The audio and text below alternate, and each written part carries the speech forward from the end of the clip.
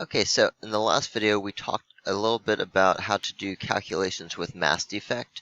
And remember there's two types of mass defect that we talked about. There's the mass defect when talking about an individual nucleus, and there's also the mass defect when talking about an entire nuclear reaction.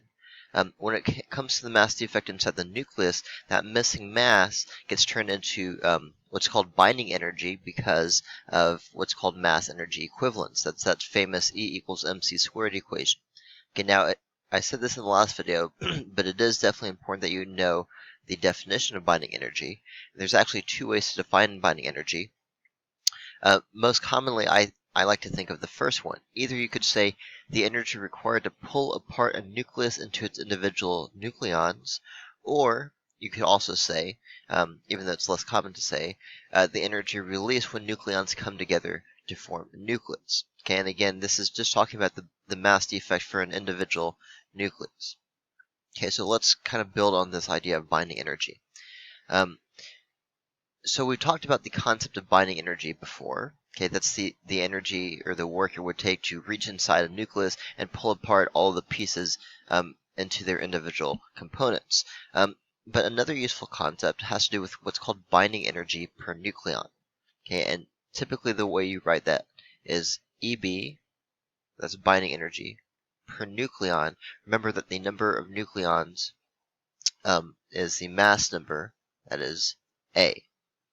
Okay, so binding energy per nucleon. And the reason this is a useful quantity to look at is because basically this number tells us how much energy does it take to remove each nucleon from the nucleus. Okay, so remember binding energy has to do with how much energy it would take to pull apart all the pieces of the nucleus, all the protons and all the neutrons. And so if we divide by the number of nucleons, that is by the number of protons plus neutrons, then we basically have a number that quantifies how much energy it takes to remove each nucleon. Okay, so in other words, the bigger the binding energy per nucleon, the more stable the nucleus is. And the reason I say that is because, well, if it takes more energy to do something, then that something is less likely to happen. Okay, so if I have two nucleides and one has a higher binding energy per nucleon, okay, that one would take more energy to pull apart those pieces and therefore is less likely to happen. Okay, because if something takes more energy to occur, it's less likely to happen on its own. Okay, so this is the idea of using binding energy per nucleon as a way to quantify stability of a nucleus. Okay, so again, the bigger the binding energy per nucleon, the less likely a nucleus will want to lose one of its nucleons, thus it is more stable by definition. And again, we're not talking about binding energy, okay, we're talking about binding energy per nucleon. Okay, so here's this idea of binding energy per nucleon. Now, if you were to take every nuclide out there, and you were to calculate the binding energy per nucleon, then make a graph of it, you would get a graph that appears on the next page or on the next slide. Okay, so let me show you what that looks like. And this is a very important graph that you need to be familiar with. Okay, this is called the binding energy per nucleon curve. And what you're seeing here, I'll try and make it a little bit bigger. But basically what you're saying is on the y-axis you have binding energy per nucleon, typically measured in MeV, that's mega electron volts. And on the x-axis you have the mass, or sometimes just the mass number in unified atomic mass units. And what you're seeing is each of these x's represents a different nuclide in existence. And so what we see here is we see a clear pattern. Now, keeping in mind that binding energy per nucleon, which is what's measured on the y-axis, is a measure of stability, what we see is that when you have smaller nuclides, like hydrogen or helium, they tend to have a lower binding energy per nucleon. And as you go up the periodic table, at some point you reach a peak in binding energy per nucleon. And then if you keep going past there, then you start to get the heavier nuclides, such as uranium, plutonium, and stuff like that.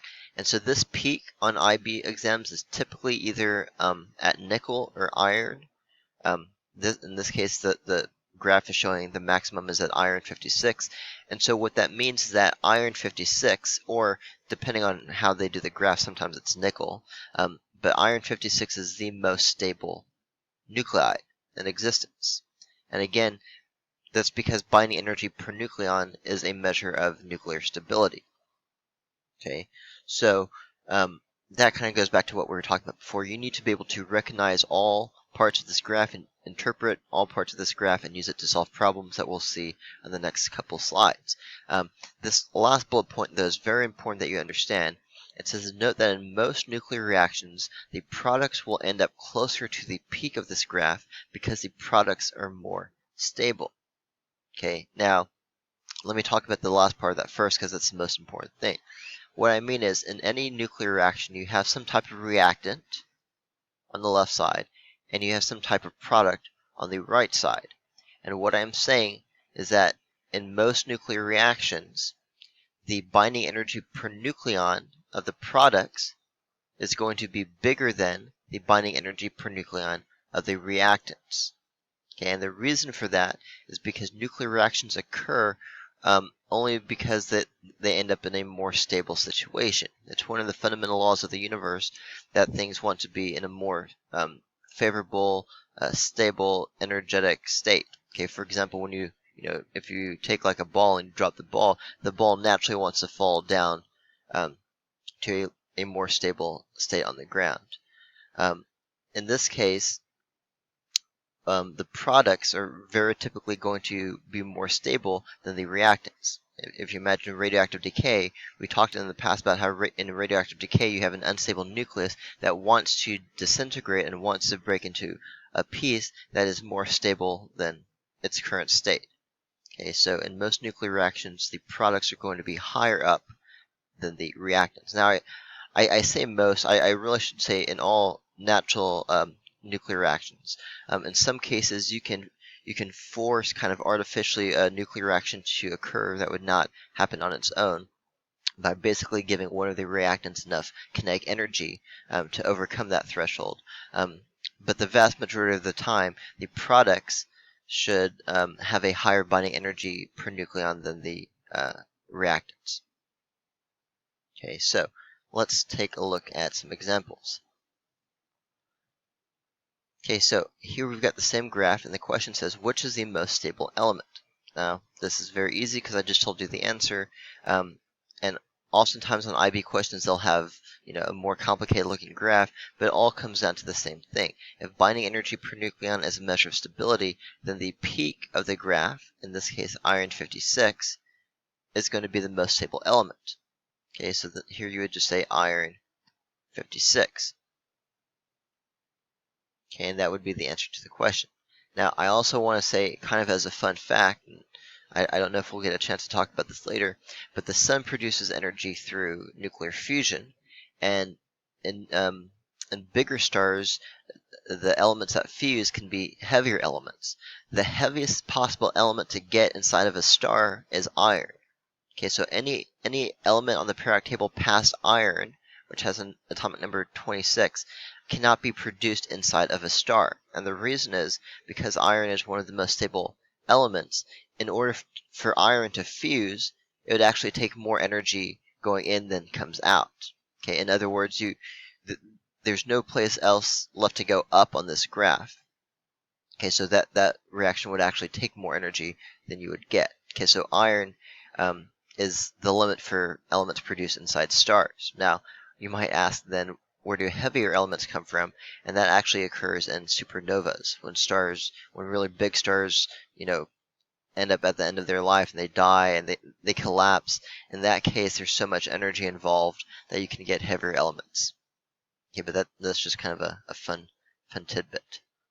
Okay, so going to the next slide, here's the answer. Iron 56 is the most stable element. And again, I've seen some IB questions where it's actually like nickel 62 or something. So you just have to read and interpret the graph that they give to you.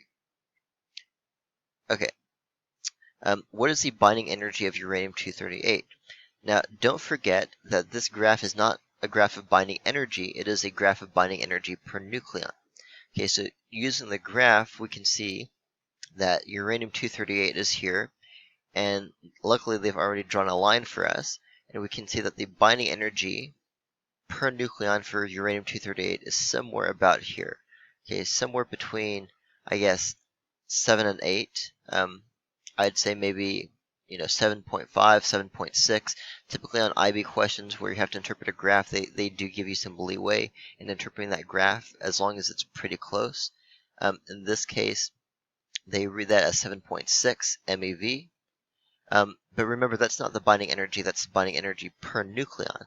And so if uranium-238 has 238 nucleons, and each nucleon has a binding energy of 7.2 MeV, then you would have to multiply 7.6 times 238 to get the total binding energy. Okay.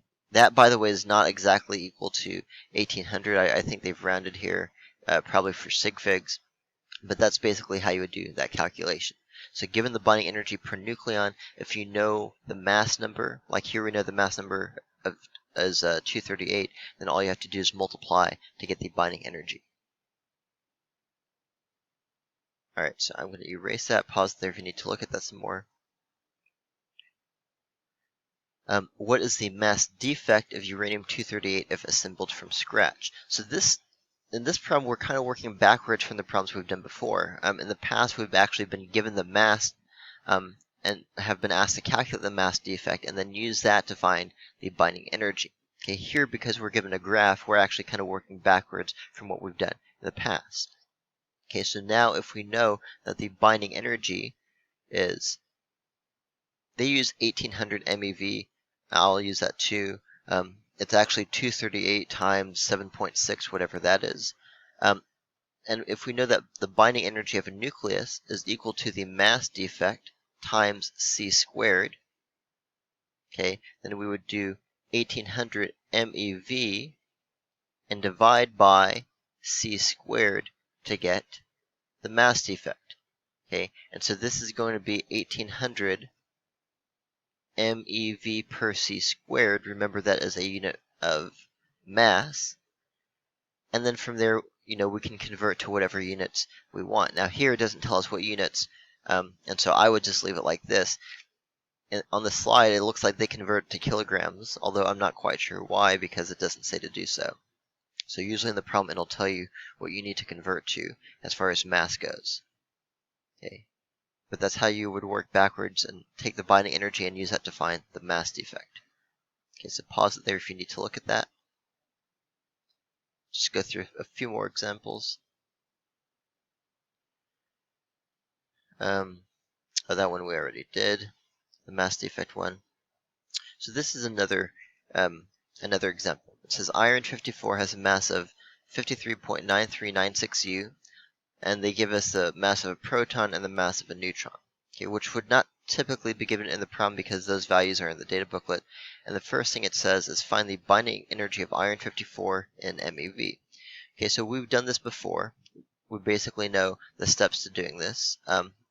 We know that the mass defect is basically going to be the mass of the nucleons minus the mass of the nucleus. And so, we would do, actually, if you look at what's given in the problem, we don't actually know the atomic number of iron-54, which we actually need. And so this is not a problem I came up with. This is from another PowerPoint, but it looks like we're not given enough information in the slide itself. Normally, you would be given more information. So here is the solution that they have. You would definitely not be expected to know that iron has an atomic number of 26. That would be given in the question. If they had just given us the atomic number in the question, then we could do this. But basically, you see what we do here is we find the mass of the nucleons. That's 26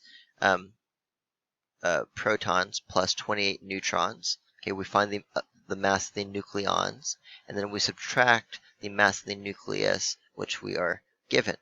Okay, and that difference is the mass defect. Okay, some people ask, which way do you subtract? Well, the value comes out the same no matter what. I always do it in such a way that the mass defect is a positive number. Okay, but I guess it doesn't really matter as long as you correctly interpret what the numbers represent. Okay, so here we find the mass defect is 0.5062 U. And if we want the binding energy in MeV, then we need to convert that mass from U to MeV per c squared. Okay, the conversion factor is in the data booklet. That's what they're doing right here. and that gives you 471.5 MeV. Okay. Now, what if we want to find the binding energy per nucleon? Well, we would just take that binding energy and divide by 54, because 54 is the number of nucleons we have. Okay, and so that's what they're doing right here on this slide. That comes out to be about 8.7 MeV per nucleon. And let's just do two quick problems from the practice worksheet. These are both multiple choice questions that you should definitely be able to do at this point. So see if you can do these on your own. Question 4 says the average binding energy per nucleon of the oxygen 15 nucleus is 7.5 MeV. What is the total energy required to separate the nucleons of one nucleus of oxygen 15? Okay, so pause it here and see if you can answer that on your own. Okay, so this question is one of those questions, like I always say, where definitions are important. Okay, I constantly say that because this is one of those questions where if you don't know the definition of binding energy, there's no way you can answer this question. Okay, so they give you the binding energy per nucleon, and the question is asking you to find the total energy required to separate the nucleons of one nucleus. That is the definition of binding energy. The question might as well say, what is the binding energy? Okay, but if you don't know the definition of binding energy, there's no possible way for you to answer that question. Okay, if you know that the question is asking about binding energy, this is a very simple question. Okay, they give you the binding energy per nucleon is 7.5 MeV, and so all we need to do is multiply by the number of nucleons. In oxygen 15, the mass number represents the number of nucleons, so we just need to multiply by 15. Now, this is a multiple choice question, so on the IB exam, you would not be allowed to use a calculator per se, but you can do basic mental math to figure out that this would be around 113 MeV. If you want to know how would you do that without a calculator? Well, what I would do is I would do 7.5 times 10 plus 7.5 times 5. Anything times 10, you just move the decimal over. Okay, so that would be 75 plus basically half of this value. And the only thing that's close would be C. Okay, so do keep in mind multiple choice questions you should be able to do without a calculator. Alright, so pause it there if you need to look at that some more. Hopefully you got the correct answer. And we'll do one more example from your practice worksheet. Okay, so last example. It says a graph of the variation of average binding energy per nucleon with nucleon number has a maximum. What is indicated by the region around the maximum? Okay, so pause it there and answer that question. Okay, so again, as long as you know and understand what we've talked about in this video, this is a super easy question.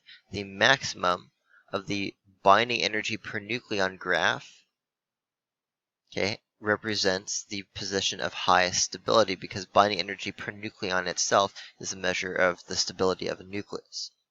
Okay, so the answer for that question is also C. Now, if you look at the other ones, the A says a position below which radioactive decay cannot occur. That's not true. Radioactive decay can occur basically anywhere else besides that peak. Because remember, in radioactive decay or any nuclear reaction, the product should be higher up the graph than the reactants. So if you're at the peak, iron 56 cannot decay. It can't be radioactive because there's no place higher on the graph to land, okay, because it's already the maximum. And so A is out, and B and D are also out. The region in which fission is most likely to occur or fusion is most likely to occur because, again, even in those nuclear reactions that we haven't talked about yet, the products should end up higher on that graph than the reactants. Okay, and again, you can't have that because you're already at the maximum of the graph. You can't get any higher than the maximum. Okay, so that is question number 5 on y'all's practice worksheet. So in the last 2 videos, we will finish up talking about the last 2 types of nuclear reactions, nuclear fission and nuclear fusion. Please let me know if you have any questions, and as always, I will see you guys in the next video.